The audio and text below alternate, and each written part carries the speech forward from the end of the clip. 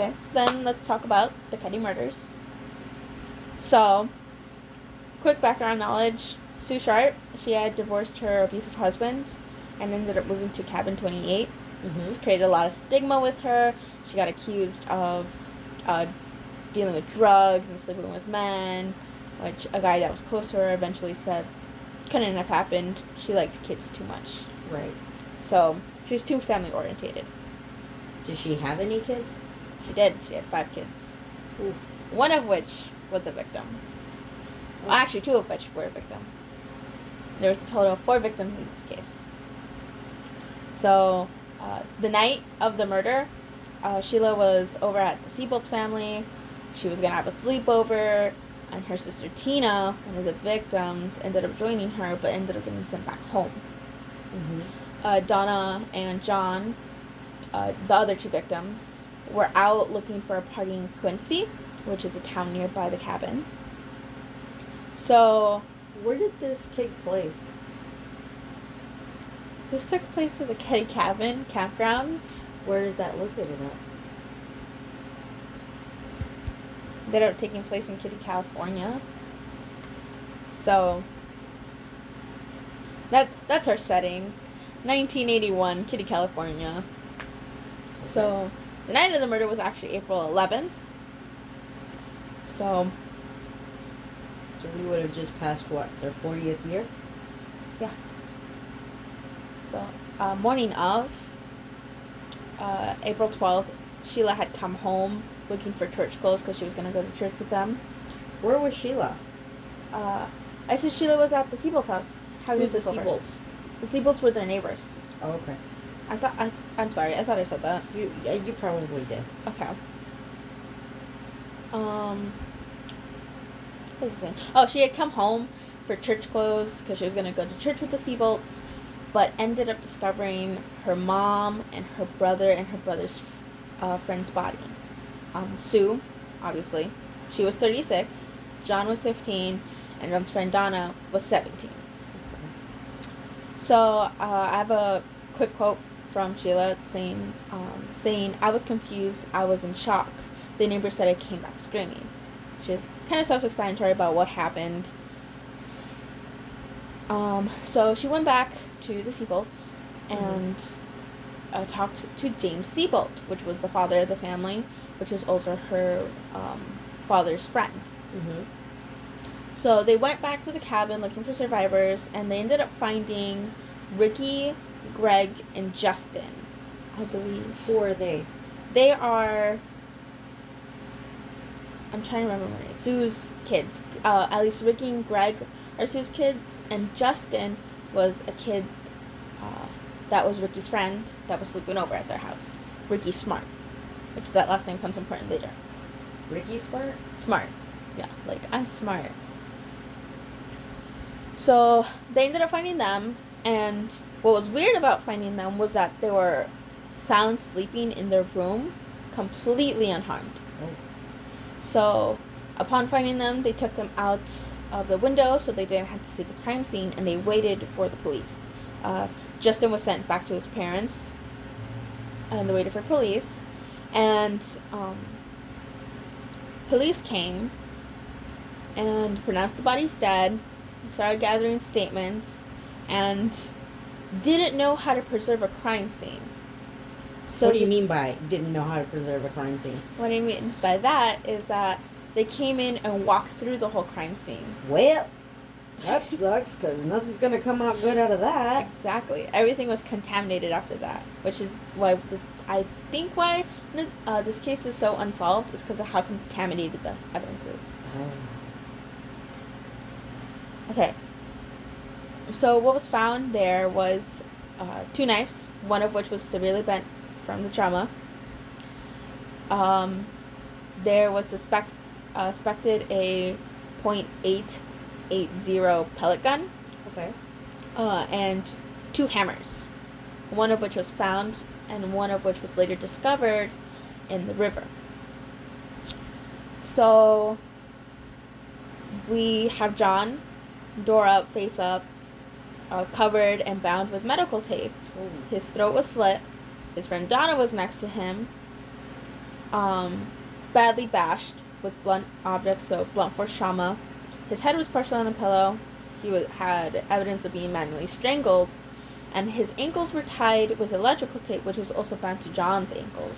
Oh, God. Sheila was covered partially with a blanket, but was naked from the waist down, although there was no signs of sexual assault.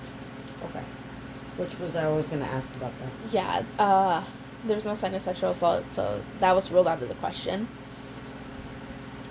She was gagged with a bandana and her own underwear and medical tape. And there was an imprint of the butt of the pellet gun I had mentioned earlier on the side of her head, and her throat had also been slit. So, something in common with all of them is that they were all hit by hammers and stabbed multiple times, and the knife and hammer were found on the table by the kitchen. And Tina, who I didn't mention earlier, at this time is missing. And it took police several hours to actually notice that she was missing. Who's Tina? Tina was a little girl that came home late after spending time. Oh, right, okay. Yes.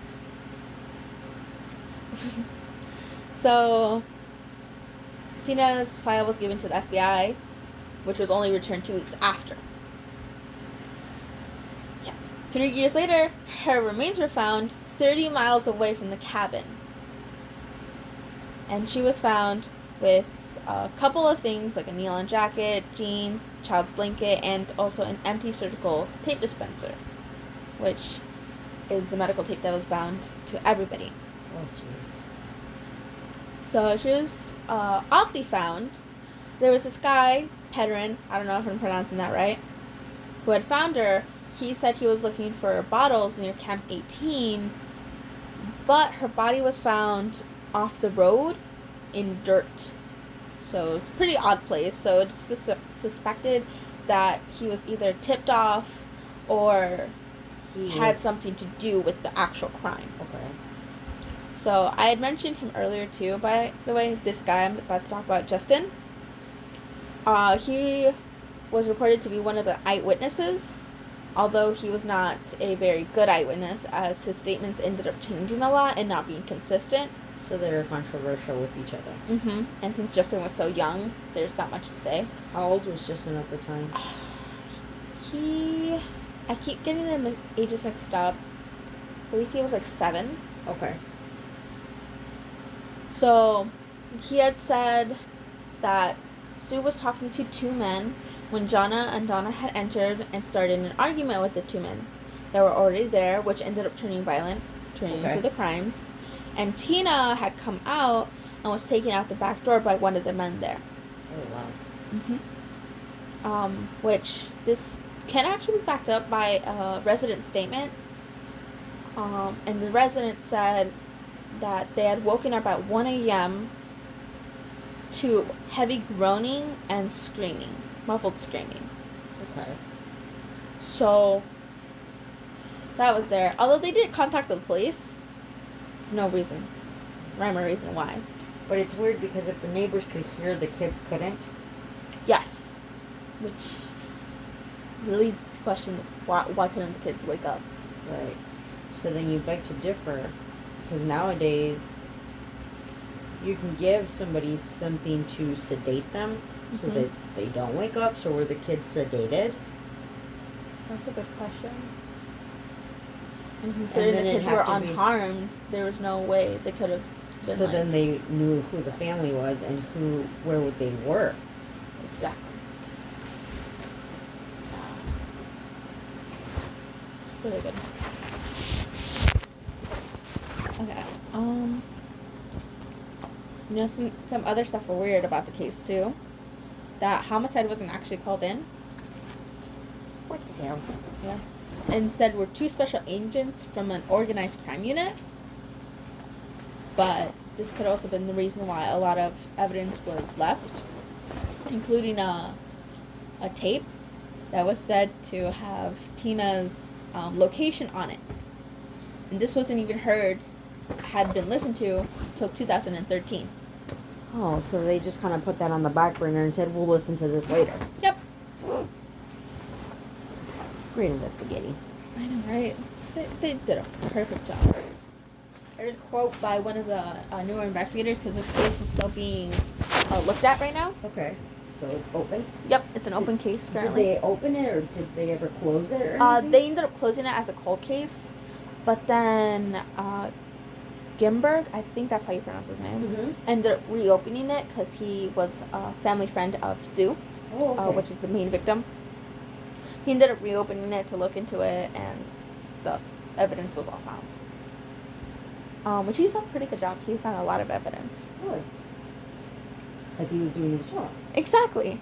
He said that if you took someone from just out of college, that they could have done a better job. Oh, no. Yep.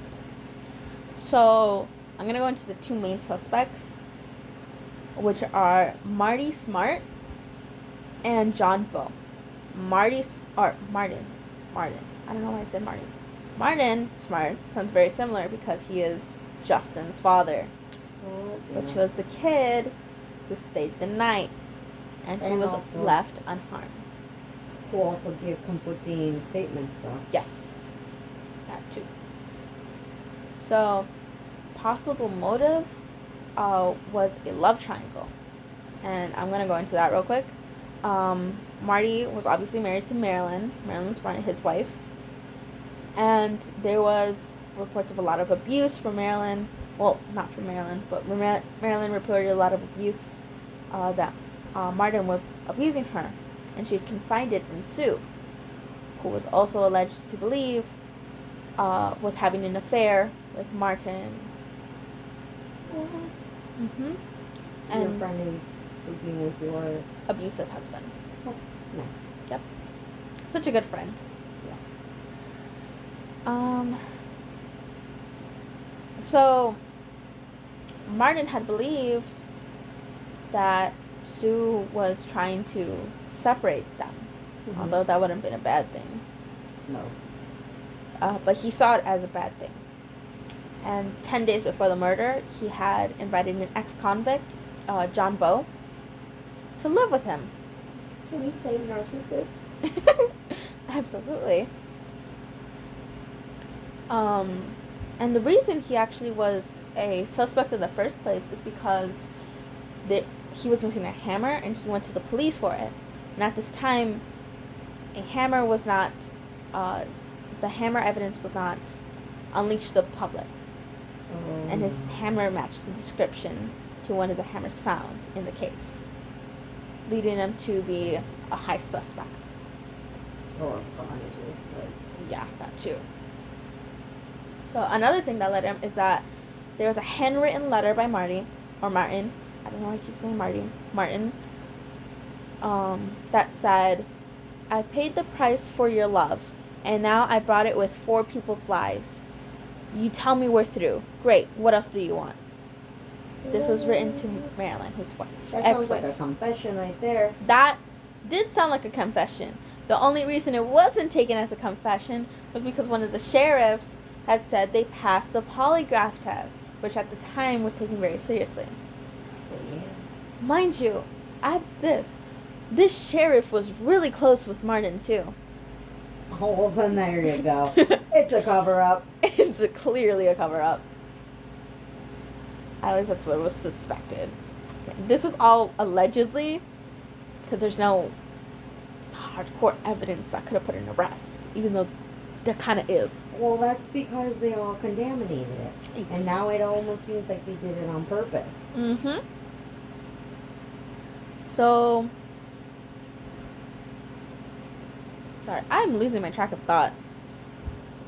What's also funny is that Martin had also confessed to a counselor, because he had been seeing a counselor, and counselor says, in quotes, "I killed the woman and his daughter, and but I didn't have anything to do with the boys." The counselor claimed that there was a zero during the confession, no stress, flat effects, until he mentioned Tina.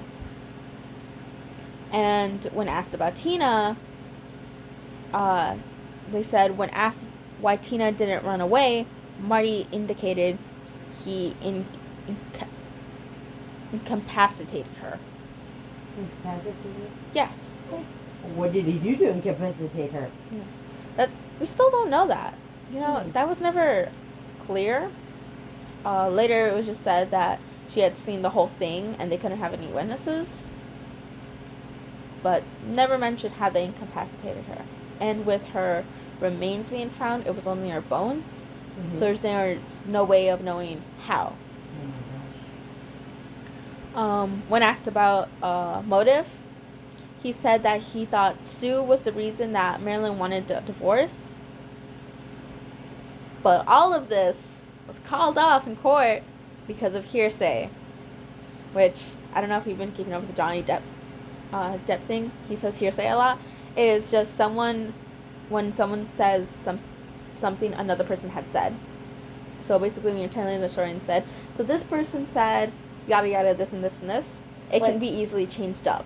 But if a medical professional had already said, he confessed to me, and they have a letter that he sent to Donna, which sounded like a confession, that's already, we're taking 2 for 2 here. Mm-hmm. Pretty close, yeah. So again, I'm not sure about the laws in 81 and how that worked. Well, clearly those laws are non-existent. Clearly. They just like, oh, hearsay, nothing works. Nothing at all. So it's almost like saying, the bathroom smells good, but it's only hearsay. But then you go in there and the bathroom actually smells good. Exactly. But you can't say anything because someone else said that. Exactly. So it's hearsay. It's hearsay. It's like not relevant anymore. Oh my gosh. So, I think I already talked about the love triangle, right? I believe so. Yeah. Yeah. Marilyn, her, also believed that her husband did it. Because that night they had went to the bar and didn't come home till 12 at, around midnight, late at night, because she had went to sleep at 11. So they were back late. Next day she had left him after the murders were discovered. And I thought it was the day of the murder she had left him. Yeah, that's what I meant by next day the murders is discovered, she left him. Okay. So, with all this added up, they did not convict Martin or John Joe. There's not a lot of evidence on John Joe. And currently, they died. What do you mean currently they died? Does that mean that they're currently going to wake up from the dead? Yes, rise. No, they're they're dead. They're dead. They died. So there's no way of getting them into court or actually placing an arrest unless you want to take them from the grave and be like, you're under arrest. I mean, they could walk out their ashes, but I mean, they're not going to go anywhere. Exactly. Just saying. Unless there's a breeze of wind. Oh, please no. Although there is evidence on a live person who had evidence of being at the crime scene. Possible suspect. Yep. This is also because they reopened the case, as they said. And they know where he lives, but still haven't done anything about it. Interesting. So I feel like the people working this case, good at finding new people working this case, good at finding evidence. Terrible. Keeping that preserved. Mm-hmm. So, yeah. So based on all that, what do you think happened at the Keddie cabin? Do you truly think they killed him? I think Martin did it. Yeah. I mean, he's already confessed to the counselor. He's already pretty much written the letter of confession. And I think the sheriff is the one covering it up. And it makes sense because if they were close already, why not? He probably confessed to him and asked for help and just said that he messed up. That's probably one of the reasons why he was one of the first on the case. Yep. And that's why he called on homicide. Yep, because there's no reason to call homicide if technically you don't know that there's a homicide. I mean, the bodies are technically there, so it's not like you're not seeing dead people there. They're not a figment of your imagination. But they also did the biggest crucial mistake. And I know in the 80s they had protocols, and that was always to secure the crime scene. They didn't do that. Nope. They ended up making sure that they went through that crime scene, so they contaminated everything. Not only that, but they also had left evidence out, forgot evidence, and just completely didn't do anything with it. And it wasn't until it was opened up again that they decided, oh, there was a lot of evidence that wasn't even looked into. So they did a sloppy work, and that was definitely shown. But now, considering all this evidence against Martin, it's clear to see that he was the killer. And even if there's a lot of things legally that say he isn't, from an outside perspective, minus all legal, it's pretty clear. Like, he has to. There's no way he couldn't have. And the kids probably didn't die because that was his child. Who's going to want to kill the kid? I mean, people do that in real life. But if it's against another family, then there's no reason to kill your kid. Right.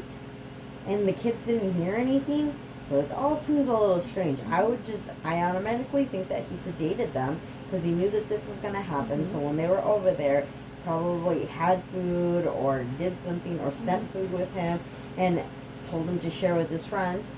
He sedated them to the point where they wouldn't remember or things would be blurry. Which is why Justin's statements were very inaccurate. Exactly, or very confusing. And then just committed the crime. And they took Tina because they could have been abusing her. Like, she could have been sexually abused by Bo. Yeah.